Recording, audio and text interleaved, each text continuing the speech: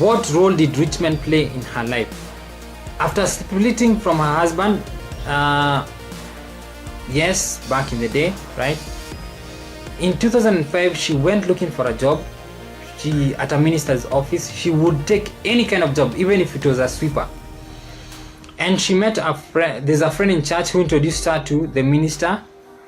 And the last day of the week, she got to see him at about 8 p.m.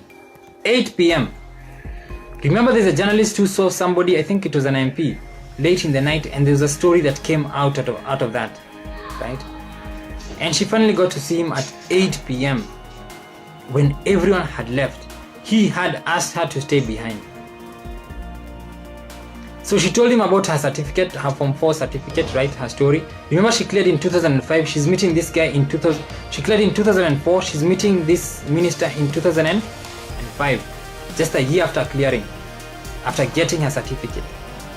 I think it's just a few months after getting her certificate, because Matiang'i wasn't there that time.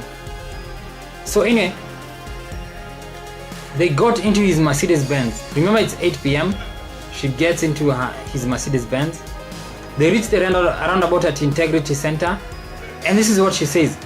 He took his ugly fat hands and put them on my thighs, pulling my dress up. And she says that this was yes, so this was Nairobi, and these are the rich guys. This is what they do. They seek ways of taking advantage of women, and they use certain mechanisms. They know that you're desperate, so they can trap you in terms of time, in terms of venue, and then in terms of the people who are around you. Like let's say your friends, the people who are around you, they can trap you in terms of that, isolating you, right? And so it seems that this minister did that, and she was disgusted, because otherwise she wouldn't say his ugly fat hands. And I want sponsors to take notes. If you guys are listening, this is how they describe you: ugly, fat. Most of the words that I've heard being used. And when they describe with a lot of disgust, and they usually say ni pesa tu. Only that. And that's part of the reason why they really have to drink completely before they meet you, because it's too much. They don't want to see you, but they know that you have the chums. So for the sponsors, okay, me, I wouldn't want to be viewed in that way. Honestly, I wouldn't want to be viewed in that way. And that's one of the reasons I'd never be a sponsor. So anyway, I'm not saying that she was being sponsored or that this guy was whatever, but I'm just saying that there's an introduction that's happening at this point. Perhaps it was an easy introduction. She didn't want this kind of introduction, but I believe that she was being introduced into how it goes in the city, especially, or how it goes with rich men. This is what they want. This is what you want. This is how you'll get it. This is how they'll get it. And it's a transaction. I believe that, no, she was being introduced, perhaps she didn't get into it, but I believe there's an introduction that's happening. And many women are introduced by their friends, some by their mothers, some by their sisters, but always there's an introduction. They just don't go around, there's always somebody who lets them know that this is how it works. Sometimes it's violently, sometimes it's politely, but it happens. When it happens violently, then it messes them up for a long time. A long time. So anyway, she did driving at Rocky, right? Yeah, this is just mentioning. She did Wangige, Route 108, that's as a matatu driver, and she would seek sympathy votes from, like, that's how she described it. She knew that as a woman, people would, have pity on her and all of those kinds of things, and they would want to help her, right? And she knew that as a woman, she knew how to play as a woman, to play certain affections to get what she wants. She knew that as a woman, she would get certain things, and people would view her in certain ways. and she would get this and get that. So anyway, Akothee went to join her brother in Mombasa. She was running a taxi business. They would partner, they would drive in turns, one at this shift, the other at that shift. She got some profit from her taxi business spent on her family. Then there's this story, now the rich guy back again.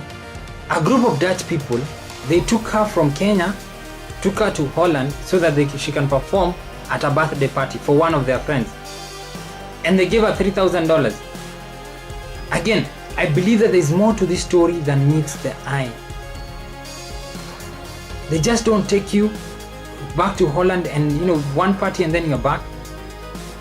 It's not impossible, but it's highly unlikely. And it's highly likely that there's just more to the story than she says. And perhaps if the ladies who follow her, who admire her, if they would know what is more to the story, then they would evaluate their situation realistically when somebody asked them to go to Holland. Because they would think, as Akothee went there and she came back, she just danced at a party. That's all you can do. But perhaps when she gets there, she finds that something is amiss. And that's why the truth is important. Because if you don't tell the whole truth, part of the truth is akin to, it's kind of like a lie. But if you don't tell the whole truth and you give this image, then you will enslave another person, because they will try and follow that truth. That, part truth, half truth, and that might harm them. So anyway, she met a Swiss guy. She relocated with the guy to Zurich, Switzerland. That's kind of like the house in Switzerland. She had a fourth born over there. Remember, she had 3 children. The Swiss guy was 54. She was around 25 or 26. She conceived his child. I think there's a report that she actually says it, because I heard it from her mouth. He asked her to abort. At 4 months, she said no. She realized that the man was only interested in the baby, but she was interested in marriage. There are a bit of conflicting stories when you hear different interviews that she gives. But the basic idea was that she wanted this, he wanted that. And the transaction wasn't taking place. It wasn't smooth, right?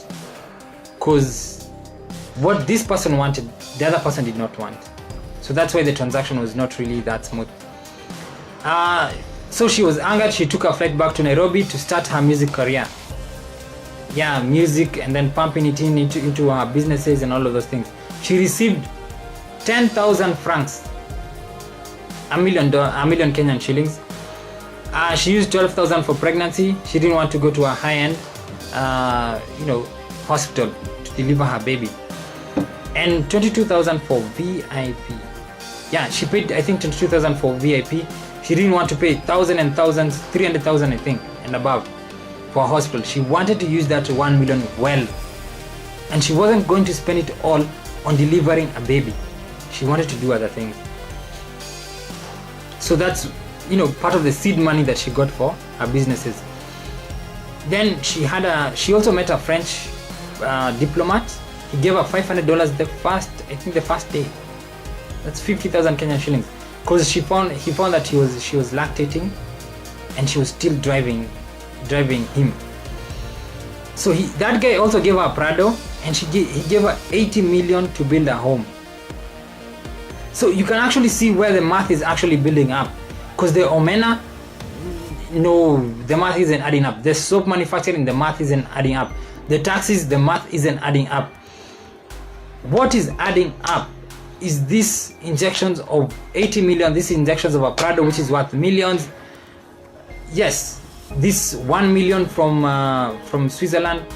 All of this is adding up, because you really need a lot of money to do the kind of stuff that she was doing, and to do it fast.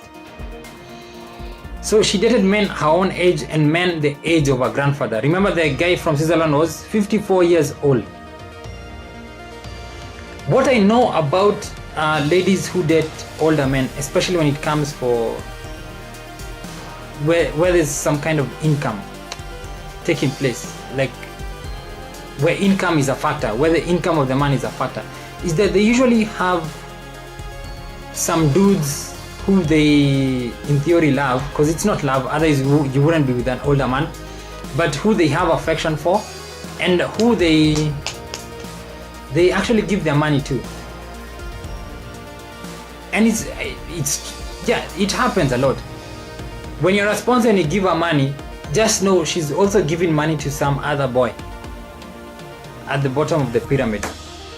Because women, they like to take care of people, and usually people want to justify themselves for taking this money, and they can justify that by giving this other person money. So they are receiving money for affection and perhaps for certain stuff, and they will give that money for affection and perhaps for certain kinds of stuff. Akothee has also been accused of having small boys. I do not know if she has small boys, but perhaps she has. So anyway, that's that, right? So Akothee was thrown out by the Swiss guy in 2016 again. I think that's one of the reasons why she has a house in Switzerland. Here's another thing that the rich man did that's very, very important. Very, very important. Akothee says that she never knew she was beautiful. After meeting these guys, she felt that she had long legs and she had a nice body, right? And this is all that she felt. And this, I believe, from her story, these were the first guys to make her feel that she is beautiful, to make her feel that she has, assets, more specifically her long legs. Before everybody in the media started saying that she has a nice body, she had everything, it seems that she did not feel that way. But these guys made her feel that way. So anyway, that's just a point. When people make you feel beautiful, you are more inclined to fall into their path and to follow that way. When they make you feel special, when you hadn't felt special, you are more inclined to move towards that path. Same thing with skin lightening, right? When you lighten your skin and you feel somebody calls you beautiful because of that, you are more inclined to pursue that path. When these, let's say, rich guys, they're praising you and they're doing all that stuff, you are more inclined to pursue rich guys. But it doesn't end well. The same thing with skin bleaching.